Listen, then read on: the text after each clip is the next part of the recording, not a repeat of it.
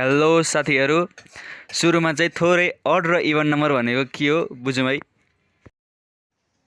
Even number भनेको चाहिँ कुनै पनि इन्टिजर नम्बर जसलाई 2 ले डिभाइड जान्छ, जस्तै 2, 4, 6, 8 आदि। अनि अड नम्बर भनेको चाहिँ कुनै पनि नम्बर जसलाई 2 ले डिभाइड गर्दाखेरि रिमाइन्डर 1 आउँछ भने त्यस्तोलाई चाहिँ अड नम्बर भन्छ, जस्तै 1, 3, 5, 7, 9 आदि। यसलाई अझै मजाले हेरौँ है। 4 लाई 2 ले डिभाइड गर्दाखेरि के हुन्छ त? 2, 2 जा 4, रिमाइन्डर कति आउँछ? 0। क्वेसन कति आउँछ? 2। क्वेसन र रिमाइन्डर अलिकति भिन्दै कुरा हो साथीहरु। अघि मैले डेफिनेसनमा के भनेको थिएँ? रिमाइन्डर 0 आउँछ भने त्यो इभन नम्बर हो। फेरि अर्को हेरौँ। 7 लाई 2 ले डिभाइड गर्दाखेरि कति हुन्छ त? 2, 3 जा 6, बाई कति रहेछ रिमाइन्डर? 1 रहन्छ। रिमाइन्डर 1 रह्यो भने के हुन्छ भने तिमीले अघि अड नम्बर हुन्छ। अब चाहिँ यो सब कुरालाई सी प्रोग्रामिङ ल्याङ्ग्वेजमा बनाएर हेरौँ है।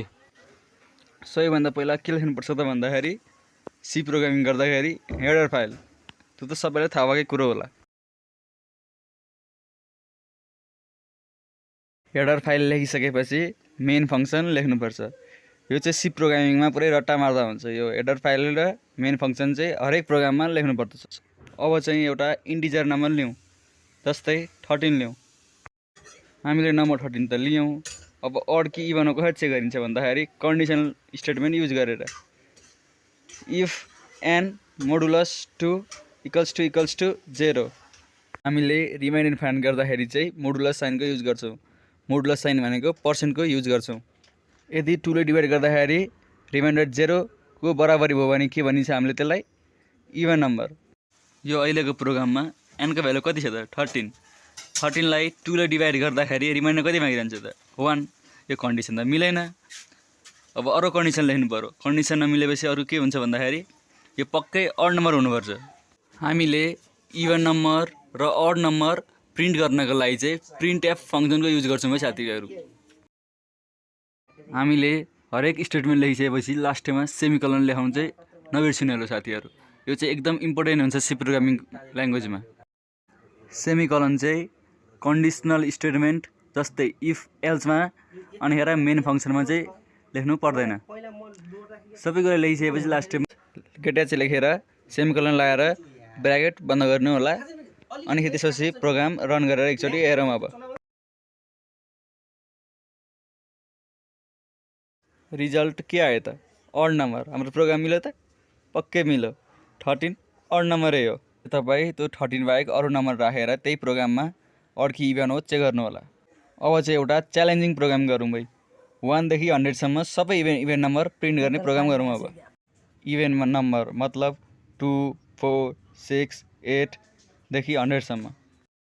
सी प्रोग्रामिङ ल्याङ्ग्वेजमा प्रोग्राम बनाउँदाखेरि चाहिँ सबैभन्दा सुरुमा यो सबै लेख्ने, मैले लेखेको कुरा सुरुमा लेख्नै पर्छ।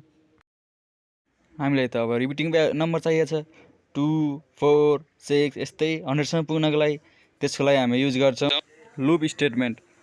अहिले चाहिँ हामीले फर लुप युज गरिरहेको छौँ है साथीहरु। मा चाहिँ 3 थोक लेख्नुपर्छ। सुरुमा कहाँबाट भ्यालु स्टार्ट हुने त? हाम्रो भ्यालु 1 बाट स्टार्ट हुँदैछ। त्यसपछि भ्यालु कतिसम्म जान्छ त? हाम्रो अहिले 100 सम्म छ।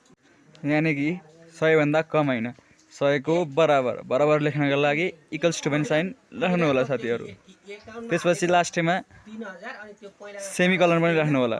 त्यसपछि अझै एउटा बाँकी रहन्छ, त्यो भनेको इन्क्रिमेन्ट। कतिले बढाउने त? हामीले 1 ले बढाउँदै जाने 1 बाट 100 सम्म। एउटा कुरा चाहिँ बुझौँ साथीहरु, यो फर लुपमा 3टा प्यारामिटर हुन्छ। सुरुमा इनिसियलाइजिङ मतलब कहाँबाट सुरु गर्ने, त्यसपछि कतिसम्म चाहिँ लग्ने, त्यसपछि हुन्छ कतिले बढाउँदै जाने। हाम्रो 1 बाट सुरु भएको छ 100 सम्म, 1 ले बढाउँदै गएका छौँ हामीले। त्यसपछि हामीले प्रिन्ट पनि त गर्नु छ। प्रिन्ट गर्नको लागि के फङ्सन युज गरिन्छ? प्रिन्ट एफ चाहिँ। त्यसपछि चाहिँ सेमिकोलन भित्र % d अनि कमा दिएर आई लेख्नु होला। नम्बर त प्रिन्ट भयो, तर 1, 2, 3, 4 सबै नम्बर 100 सम्म मात्रै प्रिन्ट भयो। हामीलाई त त्यो चाहिएको होइन। हामीलाई त 2, 4 त्यो प्रिन्ट गर्न चाहिएको। त्यसको लागि हामी अब एउटा कन्डिसन लेखौँ। Condition if condition. I modulus 2 equals to 0 यो भयो भने के हुन्छ इभन नम्बर यो भित्र राख्यो भने यो कन्डिसन भित्र प्रिन्ट एफ राख्यो भने सबै इभन नम्बर मात्रै प्रिन्ट हुन्छ यो कसरी काम गर्छ भन्दाखेरि चाहिँ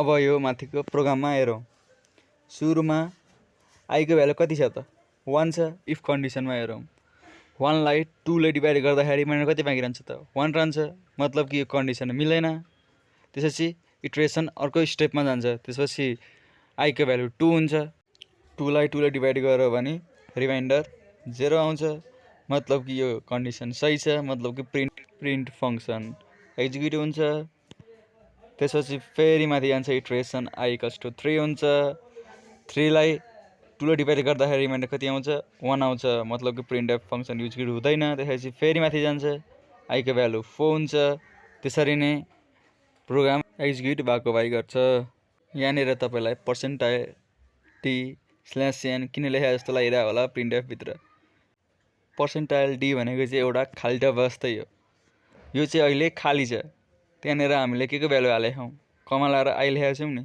आई को भ्यालु चाहिँ पर्सेन्टाइल डी भित्र पस्छ त्यसपछि /n भनेको चाहिँ न्यू लाइन त्यसपछि हाम्रो एक स्टेप तल झर्छ मतलब कि 2 4 6 यसरी लाइन ल्याएको थिएन अघि हाम्रो त्यस्तै आउँछ त्यो /n को कारणले चाहिँ प्रिन्ट एफ फंक्सन चाहिँ हाम्रो इफ कन्डिसन म्याच भयो भने मात्र चल्छ नत्र भने त्यो स्केप हुन्छ मतलब कि माथि जान्छ फेरि फर लुप को भ्यालु चाहिँ एक स्टेपले बढ्छ त्यसपछि फेरि प्रोग्राम स्टार्ट हुन्छ त्यसपछि इफ कन्डिसन म्याच भयो भने प्रिन्ट एफ फंक्सन चल्छ नत्र भने फेरि माथि जान्छ अघि हामीले इभन गर्यौं अब अड नम्बर चाहिँ कसरी प्रिन्ट गर्ने त 1 देखि 100 सम्म त्यो हेरौँ अब चोटी चाहिँ आफैले ट्राई गरेर हेर्नु होला अड नम्बर प्रिन्ट गर्नलाई पनि धेरै गाह्रो छैन सेम इभन जस्तै हो सिर्फ और सिर्फ 0 लाई हटाएर 1 लेख्ने 2 ले कुनै नम्बरलाई डिभाइड गर्दाखेरि केही गरी रिमाइन्डर 1 आयो भने त्यो नम्बर चाहिँ अड नम्बर हुन्छ प्रोग्राम लेख्दाखेरि चाहिँ एउटा कुरा ध्यान दिनु होला हरेक स्टेप